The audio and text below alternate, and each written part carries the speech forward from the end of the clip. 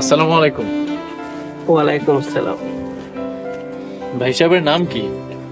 আমি ক্যাপ্টেন জলিল মিয়া। ক্যাপ্টেন সাহেব, আপনার পোস্টিং কোথায়? কোন ব্রিগেডে? আর যেই ব্রিগেডে আছেন সে কমান্ডারের নাম কি? দেখেন ভাই, পরিচয় খোলাসা করে দেওয়া নিষেধ আছে। আহ, আসলে আপনার কাছে আমাদের মেয়ে বিয়ে দিব, আপনার পরিচয় নিশ্চিত না হয়ে কি করে দিই বলেন? আপনার পরিচয়পত্রটা দেখেন, আই মিন আইডি কার্ড।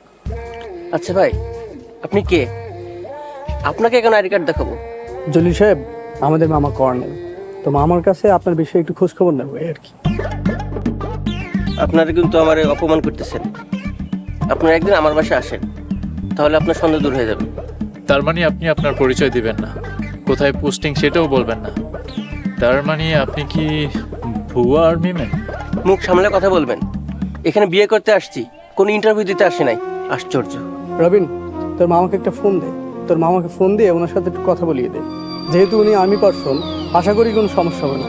কি বলেন জলিল সাহেব? ভালো বলেছিস তো, দাঁড়া। তার আগে হচ্ছে ক্যাপ্টেন সাহেবের কিছু পিকচার তুলে মামাকে পাঠাই। আমার পেট খুব চাপ দিয়েছে।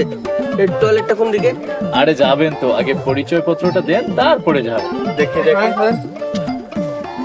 আপনারা কি শুরু করছেন? না, তেমন কিছু না, আমরা জাস্ট ক্যাপ্টেন সাহেবের একটু খোঁজ খবর নিচ্ছি। উনি যদি খোঁজ খবর দিতে পারে তাহলে তো ভালো, না হলে ওনাকে পুলিশে দেওয়া হবে, সাথে আপনাদেরকেও। ওরে বাবা রে! আরে ক্যাপ্টেন সাহেব, আরে কোথায় যাচ্ছেন?